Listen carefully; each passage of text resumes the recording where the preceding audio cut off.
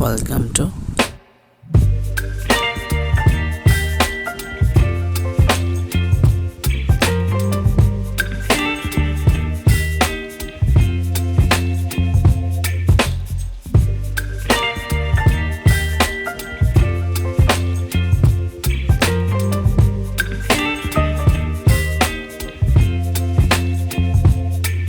Baby, you give me ice and fire.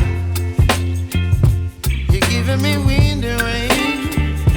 You're some kind of butterfly. Baby, you give me midnight. You whip up my appetite. Don't leave me here high and dry. Oh, well, I don't wanna jinx it, baby. And twist myself at the spine. Don't wanna overthink it, baby. Jaflong Sylhet শহরের সবচেয়ে common একটি picnic spot, যেখানে কিনা মেঘালয় পাহাড়কে ঘিরে গড়ে উঠেছে বিশাল এক পর্যটন কেন্দ্র। জাফলংয়ের সেই পিএন নদী এবং নদীতে নৌকা দিয়ে ঘোরাঘুরি করে পাহাড়গুলো দেখা এবং মেঘালয় রাজ্যের টাউকে শহর, চূড়ান্ত ব্রিজ এবং মেঘের সেই খেলামেলা সত্যি আপনাকে অনেক মুগ্ধ করবে।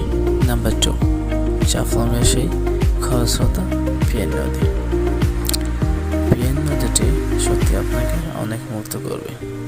এই নদীর সাদা সাদা পাথর আর মানুষদের পাথর উত্তোলনের দৃশ্য সত্যি আপনাকে অনেক মুগ্ধ করবে।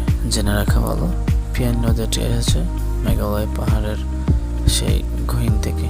ভারতের মেঘালয় রাজ্যে এই নদীটি থেকে প্রচুর পরিমাণে পাথর উত্তোলন করে সারা বাংলাদেশে সাপ্লাই দেওয়া হয়। নদীটির স্রোত সত্যি দর্শনার্থীদের মনে অধিক কৌতূহল তৈরি করে। তৃতীয় পর্বে দেখতে পারবেন মায়াবী ওয়াটারফল বা মায়াবী ঝর্ণা, যেটা কিনা জাফলংয়ের খুব ঐতিহাসিক উল্লেখযোগ্য একটি পিকনিক স্পট। মায়াবী ঝর্ণাটি এসেছে মেঘালয়ের সেই পাহাড় থেকে। ঝর্ণাটি সাধারণত বর্ষাকাল ছাড়া তেমন একটা দেখা যায় না। যেহেতু এখন বর্ষাকাল, সেহেতু এই ঝর্ণাটির প্রাকৃতিক সৌন্দর্য এবং ঝর্ণাটির কলকল শব্দ সত্যি আপনাকে অনেক মুগ্ধ করবে। তাই তো মায়াবী ওয়াটারফলটি দর্শনার্থীদের মনে অধিক কৌতূহল সৃষ্টি করে। মায়াবী ঝর্ণাটি দেখার মাধ্যমে আপনার মনে অধিক কৌতূহল তৈরি করবে এবং মনটা ভরে যাবে, এই আশা ব্যক্ত করলাম। নাম্বার 4 থাকছে পান এবং সুপারি বাগান, যেটা কিনা খাসিয়ানদের কর্মস্থলের মধ্যে একটি কর্মস্থল, যেখানে কিনা সুপারি বাগানের পাশাপাশি পান বাগানও করা হয়।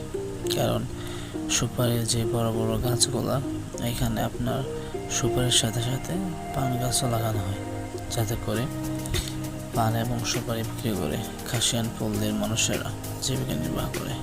এই স্পটটাতে এত পরিমাণ পান গাছ আর সুপারি গাছ, যেটা দেখলে আপনার ছোটোখাটো একটা বনের মতো মনে হবে, কিন্তু তারা এত সুন্দর করে, এত কষ্ট করে এই সুপারি বাগান এবং পান বাগানটি পরিচর্যা করে, যেটা দেখলে আপনার সত্যি মনটা অনেক ভরে যাবে।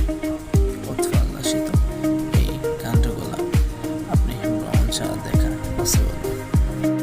রাস্তার পাশ দিয়ে চলা সেই সুপারি বাগান আর পান বাগান দেখার মজাটি আলাদা।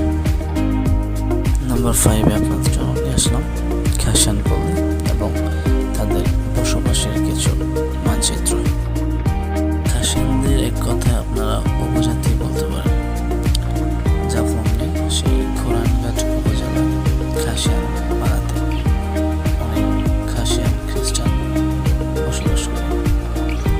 আগে যে পান বাগান এবং সুপারি বাগানগুলো দেখেছেন, এগুলো সব খাসিয়ানরাই চাষাবাদ করে।